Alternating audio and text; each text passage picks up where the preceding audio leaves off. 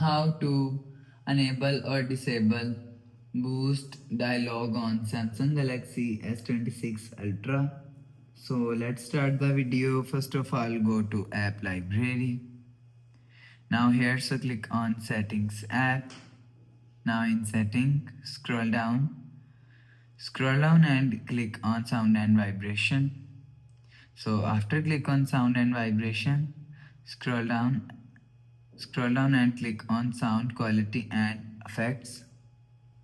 So after click on sound quality and effects, you will see boost dialog is here. So if you want to enable boost light dialogues, so turn on this button.